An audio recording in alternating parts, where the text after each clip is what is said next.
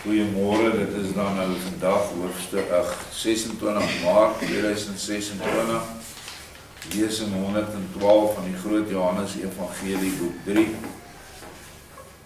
deur Jacob Lorber ontvang deur die Vader van die Vader. En ons het nou nog steeds met die redenering met daardie mense van Persie wat by Yeshua is. En nou kom hy en hy gee vir ons baie belangrike riglyne wat vir ons ook in hierdie tyd baie noodsaaklik is en laat ons dit maar aan ons oorhak. Hoofstuk 207, 'n wyse en nederige hart om Elohim God te aanbid.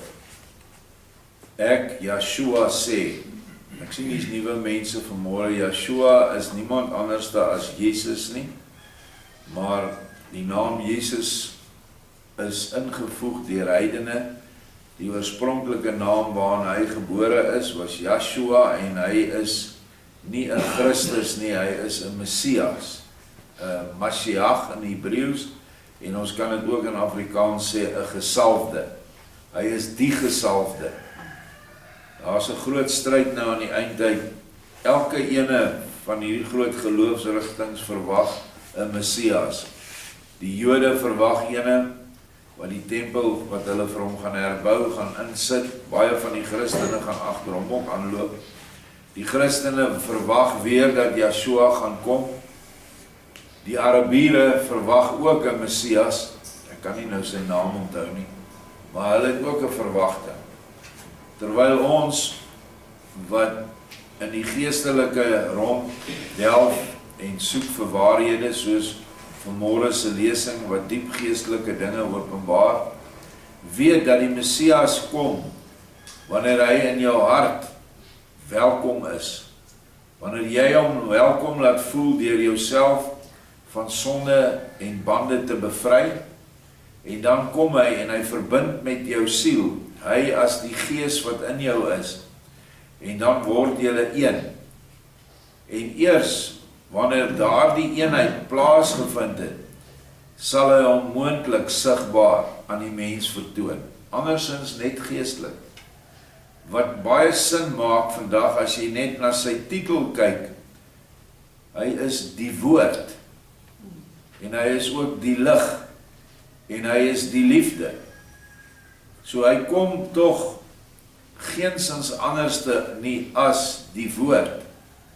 En vanmôre het ons almal die voorreg om die koms van Yeshua te ervaar, deurdat ons sy woord kan lees, want hy is die woord. En wanneer ons dit opneem, kom ons nog 'n ou klein stukkie nader aan hom. En dit is iets wat 'n proses is wat gaan aanhou totdat hy sê, maar nou is hierdie kinders van my werklik naby genoeg aan volmaking. Ek sal hulle halfpad tegemoet kom, en dan sal hy die laaste tree na ons toe gee. Dit is die ware koms van die Messias in die eindtyd. Vergeet al die lawaai wat julle op die internet en op al hierdie ander groepe sien. Dit is mense wat nie die woord innerlik verstaan nie, maar uiterlik. Nie met hulle harte nie, maar met hulle verstande. Nou sê hy, ja, Yeshua, as jy 'n werklike lewende geloof en 'n innerlike oortuiging sou gehad het, sou ek natuurlik niks teen jou en julle almal kon inbring, as julle my as julle Elohim of God op 'n passende wyse sou wil aanbid nie. Ons het die vorige lesing afgesluit wat die ou sê, wat keer my nou om u te aanbid?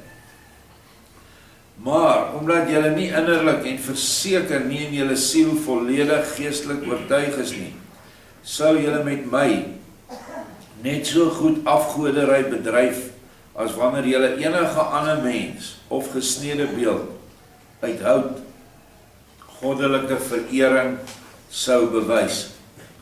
Wie Elohim waaragtig en seënryk wil aanbid, moet Elohim eerstens lewendig in sy hart waarneem.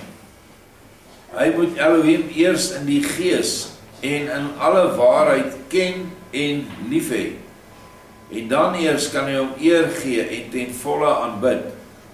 As dit nie so is nie, bedryf die mens ook met die ware Elohim afskuwelike afgoderry.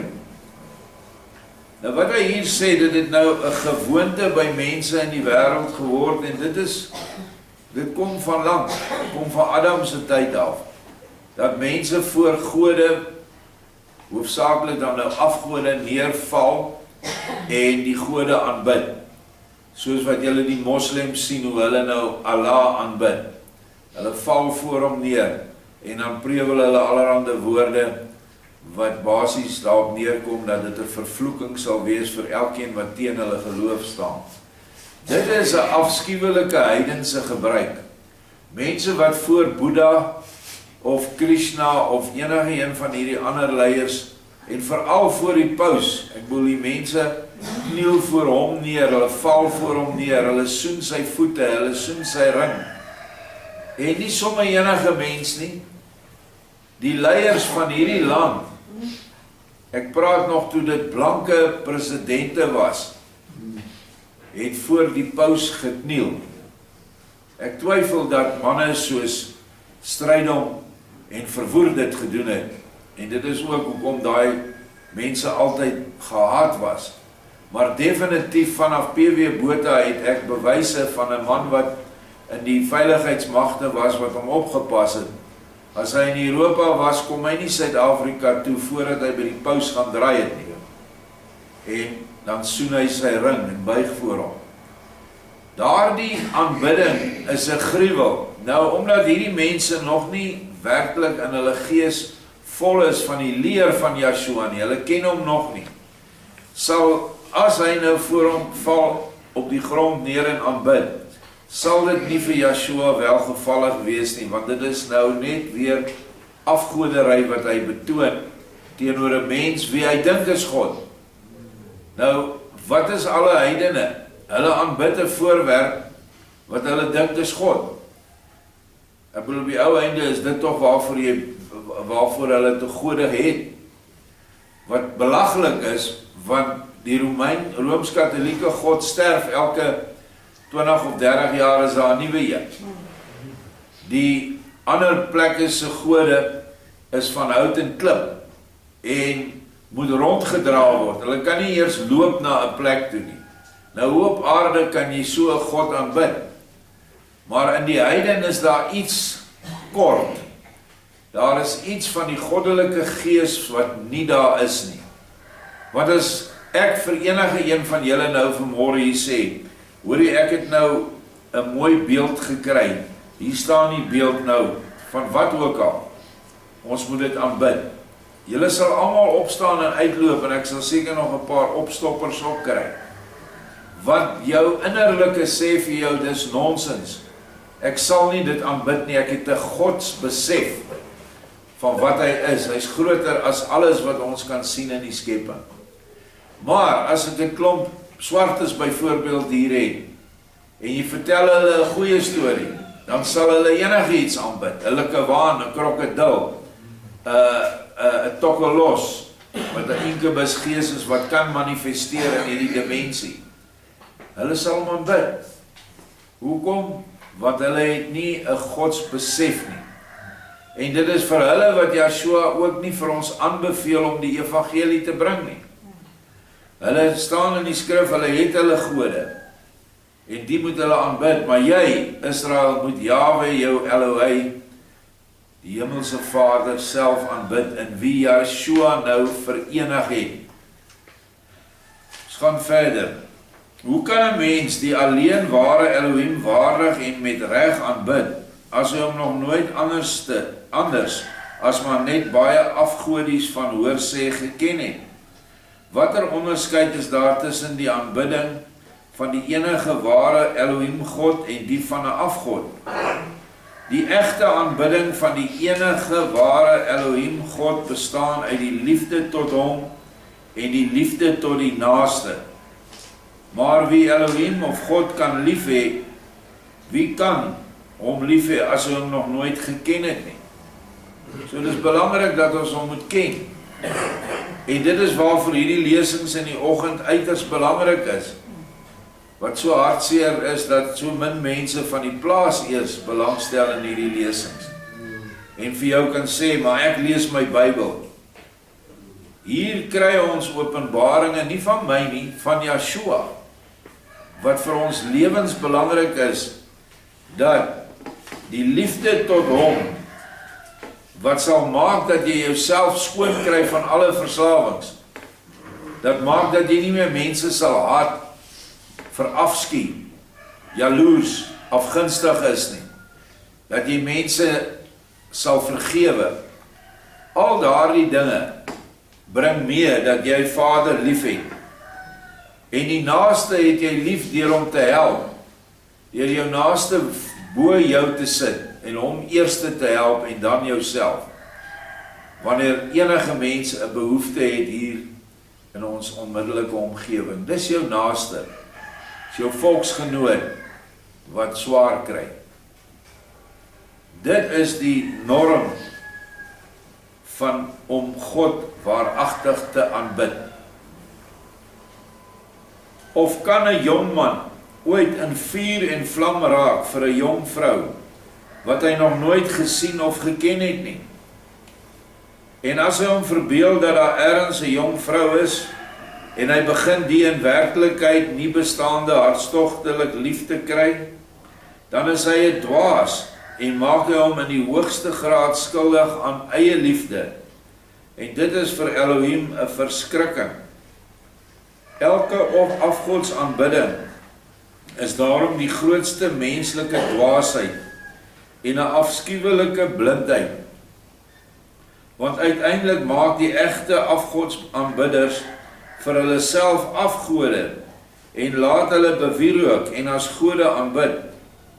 En dit is dan 'n oorwinning van die Satan in die mense hart.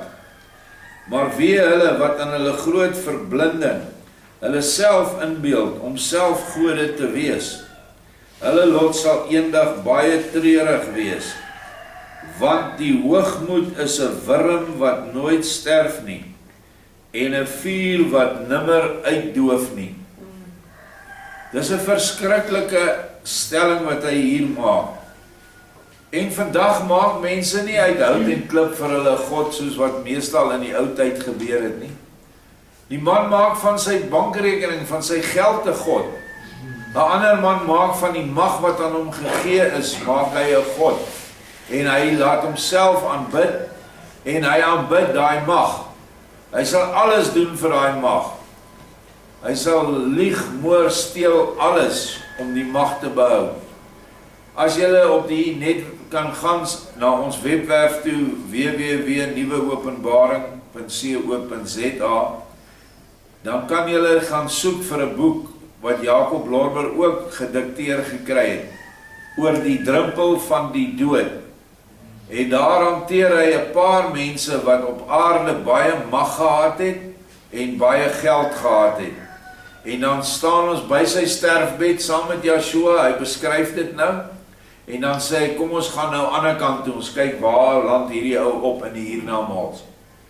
En ek kan vir julle werklik sê, dis skrikwekkend, want dit is niemand anderste as die persoon self, die een wat nou sterf nie, wat verantwoordelik is vir sy lot nie. As hy die hoogmoedsgees hier gehad het, dan het hy dit erger aan die ander kant. En as geld en aansien sy God was op hierdie kant, dan is dit nog erger aan daai kant. En jy kry met hom niks reg nie. En uiteindelik word hierdie hoogmoed sterf nie, is 'n wurm, wat hom dan al hoe nader en nader aan die brandende dele van die hel intrek. En dit is waar Satan en sy demone heerskappy voer. En dan beland hy daar. Want hy kan sy hoogmoed nie opgee nie.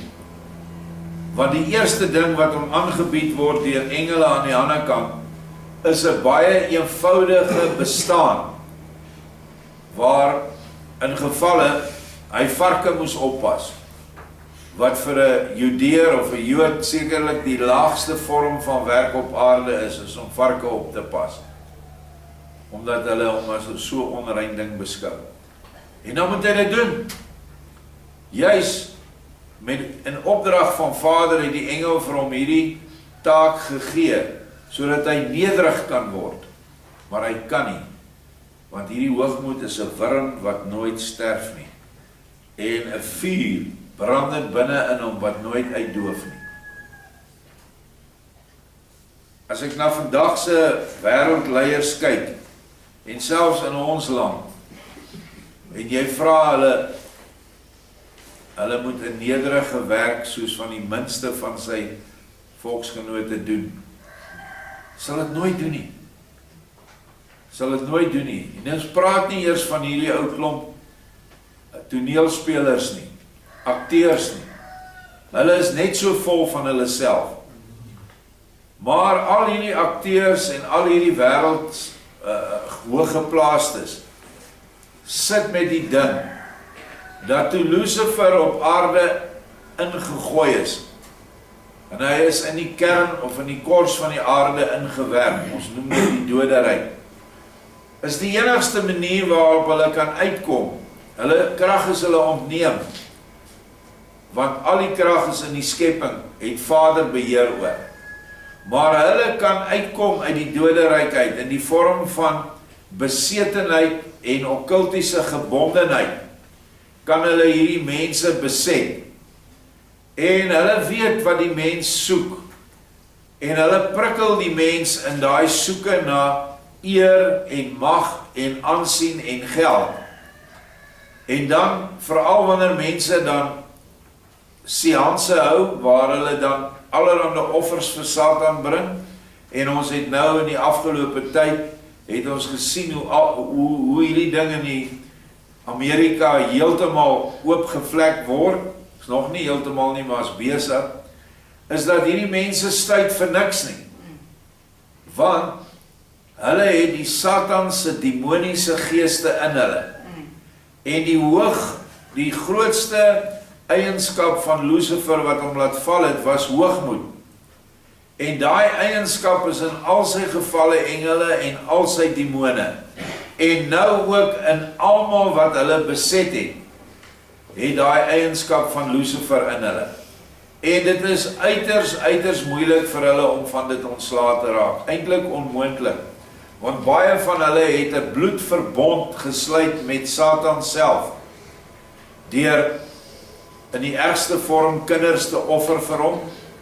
Maar as jy ook net 'n kat of 'n hond slag en die bloed offer wanneer jy 'n seans hou, want baie ander doen dit so, en dan is jy aan hom gebonde. Ons het vanmôre gesing oor Joshua se bloed. Mense bloed is 'n verskriklik belangrike ding in die mense se omgang met of met Vader of met die Satan.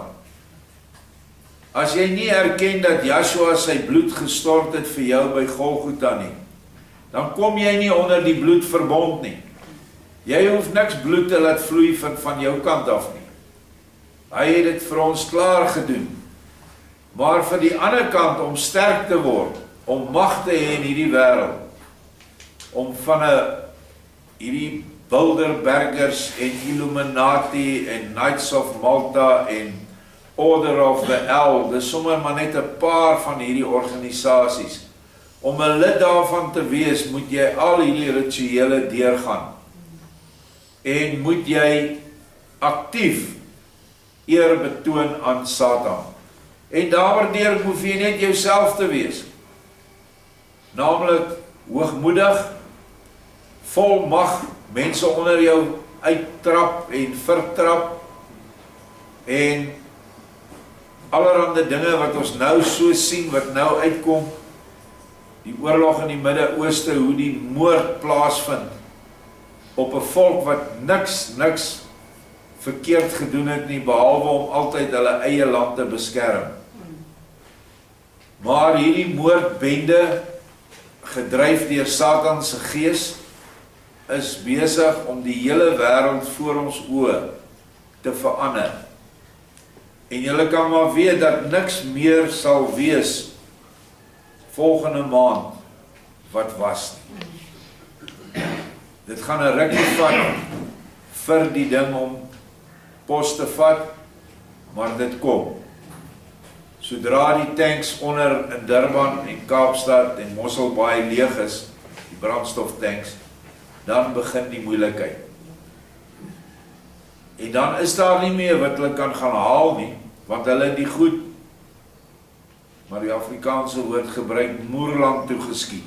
Daar is niks nie. Al die olie gaan in rook in die wêreld op. En nou moet dit eers, die oorlog moet stop, dan moet gebou word, dan moet jy eers paaie bou om by die plekke uit te kom, jy moet lughavens bou om die goede vragte in te vlieg, jy moet havens bou om skepe in te kry, want dit is alles opgebom. Daar is niks meer oor in die hele plek waar ons van al ons olie kry. Ons land kry al ons olie van die golf af. So mense, maak julle gereed vir 'n moeilike en swaar tyd. Want wanneer brandstof aankom in hierdie land, gaan Eskom die eerste lot brandstof vat, want hulle gaan nie vir jou krag kan gee sonder brandstof nie. Hulle het die hele steenkoolsisteem van kragopwek opgeneek, verwoes. En as hulle klaar al die brandstof gevat het, en ek dink dit is iets soos 5 miljoen liter 'n dag wat hulle brand daar, om die krag aan te hou, dan kry die staatsdiens al die ander olie. So al hierdie ou GGG voertuie gaan dan eerste reg op brandstof kry. En eers dan sal hulle dit ransoneer vir die mens. En ek dink die ou wat die laaste gaan kry, is die ou wat werk toe en terug moet ry. Want hulle sal sekerlik ook die boere voorkeur gee, want as hulle nie dit doen nie, gaan hulle nie kos hê, as hulle ooit so ver gaan dink. So ek noem hierdie goed, want alles wat in die Midde-Ooste nou gebeur het, is 'n gevolg van hoogmoed. Niks anders nie. Maak nie saak watter kant jy staan en hoe jy daarna kyk nie. Hoogmoed is die oorsaak. En dit is die oorsaak van mense wat hulle self aanbid wil hê. Hulle, wat noem jy dit, hulle presteer daarin. Dit rig hulle op as ander mense hulle aanbid en eer gee. En gewoonlik is almal om sulke mense ja-broers, want hulle is te bang om dit teë te staan, en dan maak hulle baie taktiese foute. In ons land is dit dieselfde. Hulle wat in beheer is, en veral hierdie president, sal nooit sy mag afstaan nie. En dit is nog 'n bydraende ding, dat almal van hulle is so korrup, dat hulle mekaar nie kan verraai nie. Daarom bly hulle maar met die sisteem soos hy is. En dit is dinge waarvoor ons oë moet oopmaak. Dit is Satan wat oor ons regeer. Hy het nie krag nie, maar die oomblik wanneer hy in die mens is, dan het hy krag. Dan kan hy maak wat hy wil. En dit is ook vir ons, wanneer ons gewoontes het wat verkeerd is, wat ons wil graag ophou, maar ons kan nie. Dis omdat Satan se gees mag oor jou het. En daai gees kan jy net bind onder die bloedverbond, om onder daai verbond te kom, en Yeshua as jou verlosser te aanvaar. Dit doen jy in jou hart. Jy hoef dit nie voor almal te bely nie. Dit is als innerlike dinge, en dan sal jy loskom. Gaan verder aan. Yeshua sê, ek sê vir jou, die Satan verlustig hom daarin, om die blinde mense in hulle geplante hoogmoed so ver moontlik weg te voer van die orde van Elohim. Maar as hulle eers aan die ander kant, as leerlinge van sy skool aankom, sal hy hulle wys hoe om die laagste en afskuwelikste dienste te doen, waarin hulle deur sy bose wil vir ewig daar sal moet bly. Die Satan as vors van die duisternis laat die mense hier tot gode verhoog, om hulle dan eenklaps te verneder tot die laagste monsters ooit. In die hel dink mense dat wat hulle vandag vir Satan doen, al hierdie akteurs wat nou byvoorbeeld roem en eer gekry het, dink as hulle nou hierdie roem en eer kry, en hulle kan nog mense vir Satan wen, deur hulle optredes en veral mense wat in die musiekbedryf is. Baie van die bekende musikante wat ons oor en oor na luister, het self erken dat hulle siele vir Satan verkoop het, en direk daarna het hulle baie betere musiek en liedere gekomponeer, en dan het hulle, sing hulle dit ook, en ek gaan nie nou name noem nie, maar van die grootstes is daar, en in Hollywood is daar bitter min wat nie hulle siele vir Satan verkoop het nie, en wanneer hulle sterf, word hulle in die diepste hel ingegooi, en word deur die sterkste demone getuister, en basies gepynig. Dis nie 'n plek wat Vader gemaak het vir die mens nie. Mense is verkeerd as hulle sê, hy het die hel geskep. Hy kan nie die hel skep nie. Satan self, deur sy boosheid, wat ontbrand in hom, en hy het die hele, sy gees, is die hele dodery. En wanneer mense van daai gees kry, dan beland hulle net daar, want dit is die gees se plek. En dan word hierdie verskriklike lyding en pyniging word aan hulle gedoen deur Satan en sy geeste, nie deur Vader nie.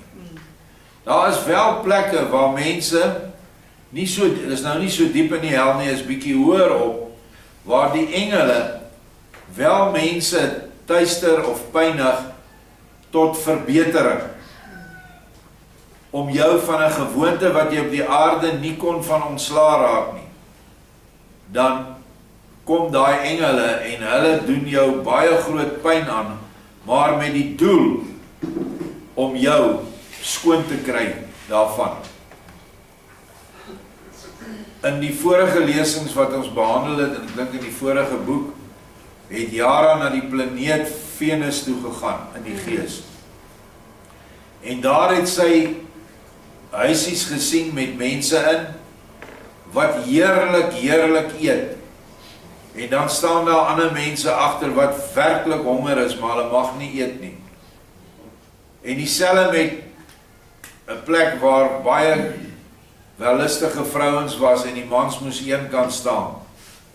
En Vader verduidelik, of Joshua verduidelik vir die mense toe sy nou die verhaal vertel, dit is opleidingsskole, dat as hulle vergryp aan kos, en dis mense wat op aarde byvoorbeeld vraatsigtige mense was, of vreeslike wellustige mense op die plek waar die vrouens was, en as hulle sou vergryp aan een van hierdie vrouens of aan die kos, dan word hulle weer ontsettend gepynig. Maar daai pyniging is tot korrek, om die mense 'n korrekte balans te gee aan die ander kant.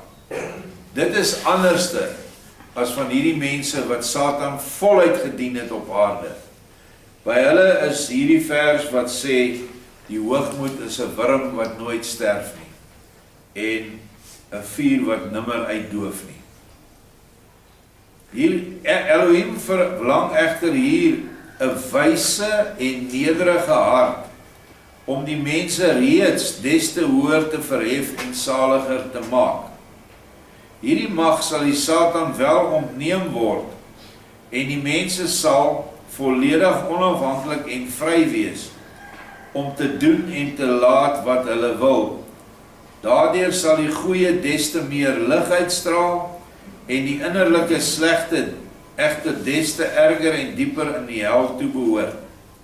Want daar sal hulle boosheid nie op die rekening van die Satan, maar ten laste van hulle hoogste eie rekening kom, en hulle sal eers daar, deur Satan en sy knegte, des te meer boosaardiger onder hande geneem word.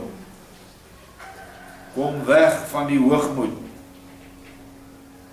Vers 11, daarom is dit die eerste plig van elke mens, om baie nederig van hart vir Elohim in gees en waarheid te soek. Laat hy dan ook eers vir Elohim in gees en waarheid aanbid, as hy hom gevind het. En so min mense soek hom in gees en waarheid.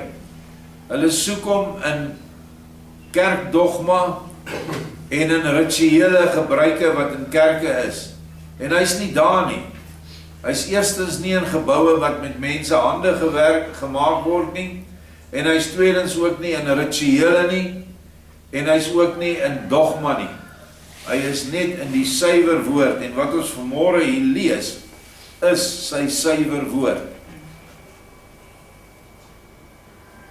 Die vernaamste gebed bestaan daaruit, dat 'n nederige hart nederig bly, en sy naaste mettertyd meer lief het as homself. Hier vergroot hy bietjie hierdie liefde wat ons moet hê. In die Bybel sê, jy moet jou naaste lief hê soos jouself. Hy sê, jy moet hom meer lief hê.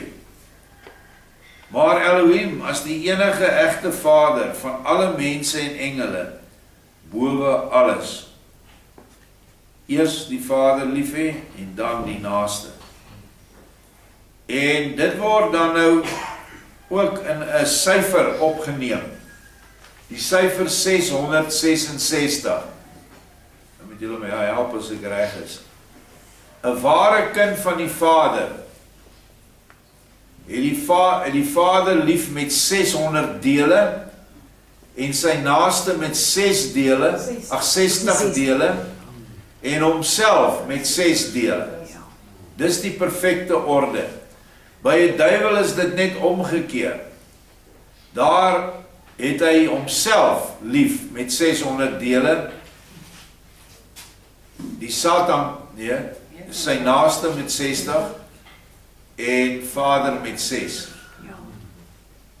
En dit is die omgekeerde. So daar is vir ons duidelik 'n riglyn dat ons Vader moet lief hê en ons naaste nie net soos jouself nie, maar meer as jouself. Wat dan ook in 'n ander vergelykenis kom, as jy 12 appels het en jy 10 vriende en jy deel dit nou met hulle, hoe gaan jy dit nou werk? Jy's 11 vriende en saam met jou is dit 12. Nee, jy 10 vriende en jy 12 appels. Nou, hoe werk dit?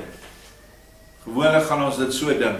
Okay, ek gee vir elkeen van my 10 vriende 'n appel, nou het ek 2 appels, want ek is mos die man met die appels. Ek is geregtig op 2. Nee, sê Joshua, dan vat jy ook 1 appel, en dan sny jy die ander appel op, in 11 stukke, en gee vir elkeen 'n stuk van daai laaste appel. Jy vat dan niks daarvan. Dan is dit in lyn dat jy jou naaste meer moet lief hê as jouself. En dit is moeilik, dink maar vir jouself as jy iets het, ons deel, ja. Ek dink nou terug aan die skool en die koshuis. Wat het jy gedoen met daai stuk biltong wat jou pa vir jou gestuur het? Jy het 'n sak onder jou kussing geberg en as almal slaap, dan trek jy daai biltong uit en eet jy hom so saggies as moontlik. Nou dit is nie reg nie. Die vernaamste gebed bestaan daaruit dat 'n nederige hart nederig bly, hoe ons het dit nou gelees, vers 13. Niemand kan Elohim in sy duistere vlees lief hê, as hy sy broer haat nie. Want hoe sou iemand Elohim nou kan lief hê, wat hy nie kan sien nie, as hy sy broer nie lief het, wat hy wel kan sien nie? Ek weet nie hoeveel mense sit vanmôre hier voor my, of mense luister na hierdie bandjie, wat sy broer haat nie. En broer haat beteken nie dat jy hom nou net wil dood hê nie, dit beteken dat jy ook nie met hom wil praat nie. Jy wil niks met hom te doen hê nie. Om een of ander iets wat gebeur het in die verlede. Dit werk nie so dat jy kan dink, jy kan Vader lief hê as jy nie daai saak uitgesorteer het nie. Joshua sê in Matteus 5, sodra jy agterkom dat jou broer iets teen jou het, los jou offers en gaan versoen jou met jou broer. Ons bring vanmôre 'n offer vir Vader. Ons het vir hom gesing, ons het gebid, ons luister nou na sy woord. En wanneer ons hier uitgaan, gaan ons besig wees met naaste liefde werke. Alles offers. Want as jy nie vrede het met jou broer nie, dan is hierdie offers wat jy bring, alles verniet. Jy bou nie aan jou huis waarin jy gaan bly wanneer jy vanaf hierdie aarde gaan en jou laaste asem uitblaas nie. Wat 'n mors van tyd. Dat jy alles mahala doen. Niks vir jou ewige lewe nie. Dit is op lange laas nie genoeg om te sê, ek het my naastes lief en is baie vriendelik teenoor hulle nie. Die ware en vir Elohim God alleen geldende liefde moet bestaan, uit dade aan jou naaste wat behoeftig is, geestelik of liggaamlik. Die liefde is 'n wonderbare sleutel tot die goddelike lig in die eie hart. Ek sê vir jou en jou metgeselle, as julle die goue gesleutel nie gevind het en in julle hart opgeneem het nie, sou julle nooit die weg hierheen gevind het nie. Wat dit egter wil sê en wat dit beteken, dat jy en jou metgeselle hierheen gekom het, ook alles dit deur 'n kolossale storm in die uiterlike lewe. Dit begin julle nou al te bespeer. Die nabye toekoms sal julle eers na die ware lig lei. Eers as julle my dan heeltemal sal ken, sal julle ook verstaan of ek aanbid kan word of nie. En dit geld ook vir ons. Ons moet hom ken. Baie belangrik. Want jy kan nie iets aanbid wat jy nie ken nie, dan is dit ongeloof. Hoofstuk 208, die eerbied van die Perse vir die heiligheid van die Meester. Hierdie woorde van my stem die Perse, dis die Persiese Judeërs, baie tot nadenke en Jura sê vir sy metgeselle, terwyl ek my na die 3 begeef, wat uit die dode opgewek was, en hulle liggaamlik laat versorg. So Joshua stap nou weg van hulle, sodat hulle nou hierdie woorde wat hy gepraat het, dat dit kan lewend word in hulle harte, amper sê dat dit kan gis, en hulle dit kan opneem in hulle self. Nou sê die ou vriende, sy woorde is baie merkwaardig en klink nog wonderbaarliker as wat sy dade daar uitsien. Hoewel dit al sodanig is dat ons nog nooit so iets dergeliks gesien het nie. Maar alle wonders lyk eenders en 'n mens wat onervare daarin is blind en kyk nie daar waar hy die skerpste en aandagtigste moes gekyk het nie. Die genesing van ons juwelier is wel buitengewoon verrassing, maar dit is miskien nie onmoontlik om so iets op natuurlike wyse tot stand te bring nie. Ons weet natuurlik nie hoe dit gedoen sou moet word nie, maar ons weet tog wel uit ervaring, dat die Indiërs die byt van die giftigste slange, sonder krye en sap en olie genees. Hy het hierdie 3 ook sonder krye, sap en olie genees. Hoe, dit weet ons nie. Dit kan ons ook nie weet nie.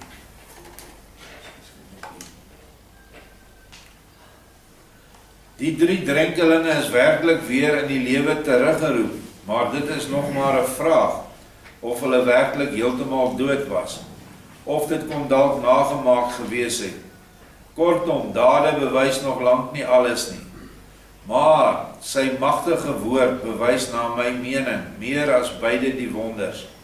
So oneindig wys en ewig waar kan geen mond van 'n sterveling spreek nie. Skabby, dink nou maar eers na oor die uitleg van die enig ware aanbidding van Elohim. Dan sal jy ontdek wat 'n deurdringende wysheid alles daarin lê. Dit is vir my die bewys van iets ontsaglik, ja, iets wat ek nouweliks durf uit te spreek. Skabby vra baie verbaas. Wel, wat is dit dan wat jy nouweliks durf uitspreek? Jura sê, dink self maar eers goed daaroor na.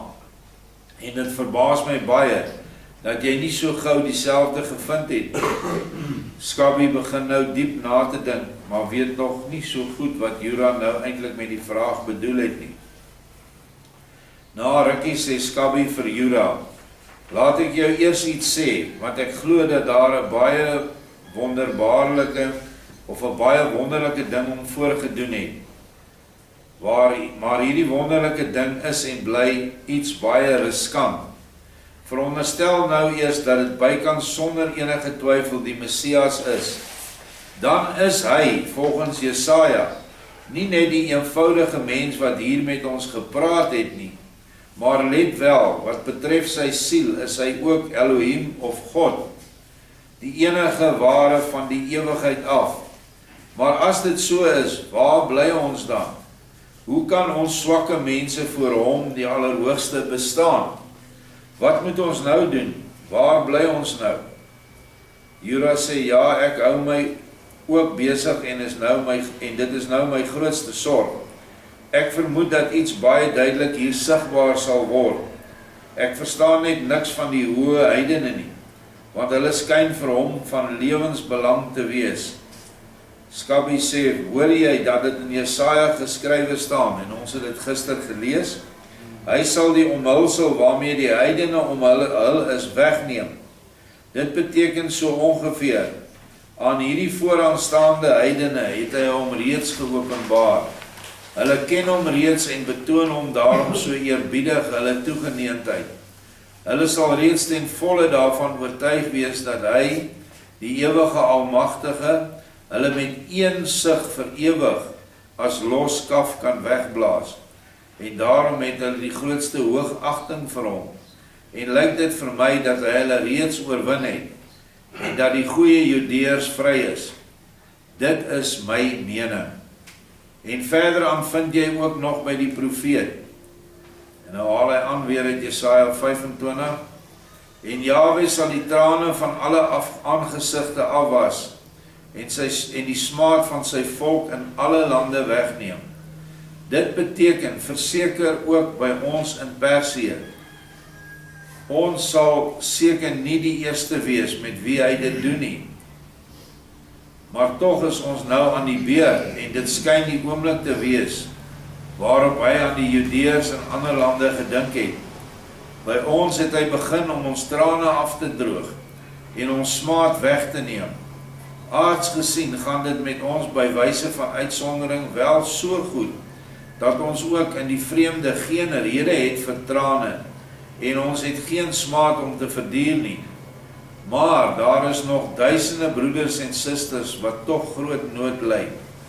Hulle word wel afskuwelik deur die heidene gehoon en oor die algemeen verag. Maar ons is baie goed in staat om hulle almal te help en in sy naam hulle trane af te droog van hulle aangesigte en hulle jarelange smaad te delg. Jahwe, wat nou kennelik hier is, het ons ook gered en na hierdie nie so hoë berg gebring, om ons as sy werktuie te gebruik by diegene wat in vreemde lande woon.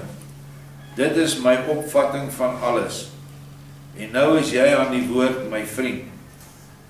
Nou sê Jura, ja, volgens my het jy nou die spyker op die kop geslaan. So sal het wel in mekaar steek.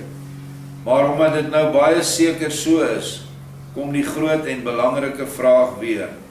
Hoe kan ons na hom toe gaan, terwyl ons toch sekerlik tot oor ons ore in die sonde gedompel is? En toch staan daar geskrywe, niemand mag en kan Elohim benader wat sondig is nie. Ons is ontsettend onrein. Waar sal ons onsself nou kan reinig?